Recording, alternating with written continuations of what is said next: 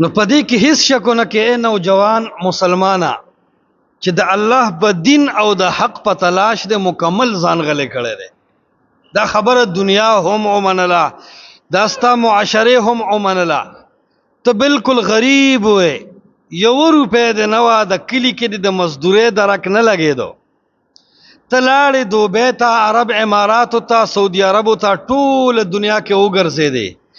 تا ښه په جومات کې په اوچت اواز امین واورېدو، تا ښه رفع الیدین د رکوع نه مخکې وروستو رفع الیدین ولیدل، تا ښه چې کم دی 1 رکعت وتر ولیدل، تا په سفر وغیره کې 2 منځونه جمع کېدل ولیدل.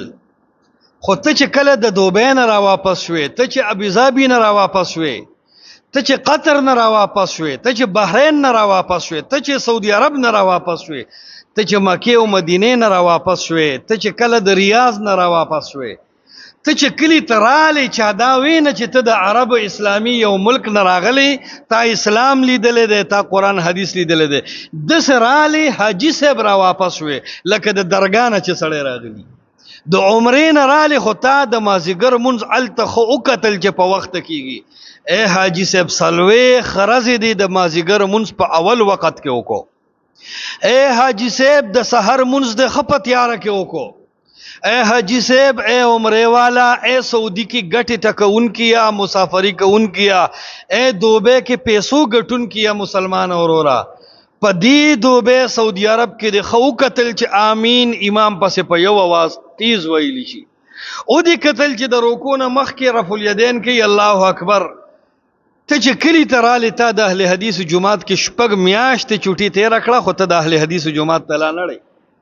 تا 2 میاشتې چوټي تیره کړه، خو ته د اهل حدیث جماعت ته رانلی. تا د الله په دین او د حق په تلاش ځان ناغرضه کړی دی. الله په داسې مصیبتونو اخته کړی، کله د ښځه داسې بیماره ده چې علاج نشته، کله د بچی لیونی دی، کله د بچی په داسې ټینشنونو کې مبتلا دی چې حد نشته، کله د هغه په انډر پلو کې او په پراپرټو کې او په آیسو کې او په هر حرامي توپ کې د بچیو اولاد ورننه وتی دی.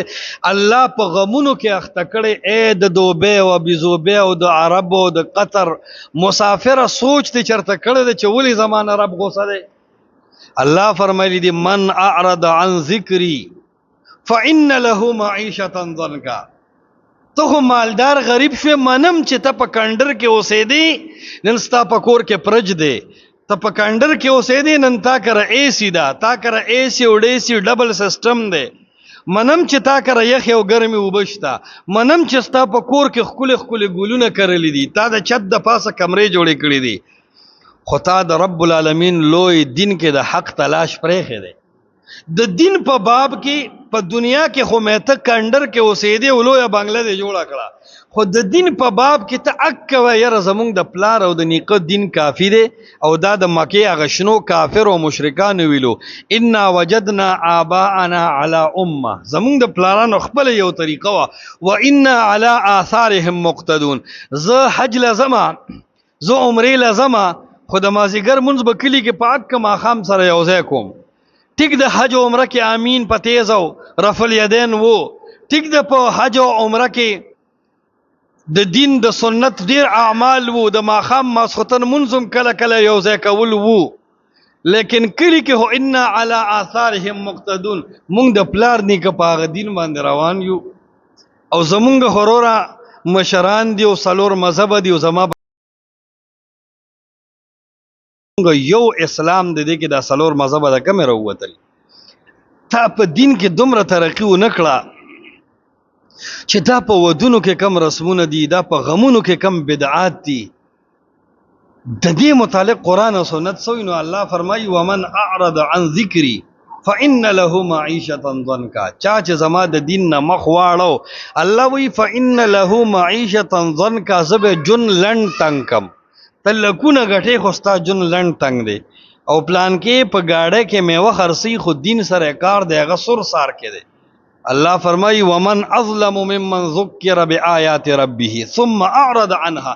د هغه حاجی صاحب نه او د هغه عمرې والا نه او د هغه ابوظبي والا نه او د هغه قطر او بحرین او سعودي عرب او مکې او مدینه او ریاض والا نه لوی ظالم څوک دی ذکر بآیات ربه چې په خپل سترګې په تیز امین واوریدل او ولیدل، په خپل غوګونی واوریدل، په خپل سترګې رفل یدین ولیدل، په خپل سترګو باندې د حق آثار ولیدل.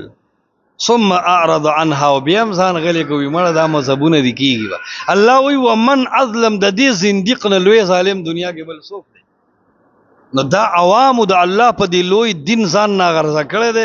ټیک د دې د کندر نه ایسی ته شو دی بنگلې ته شو، خود دی به الله ټول عمر ذلیل رسوا ساتي.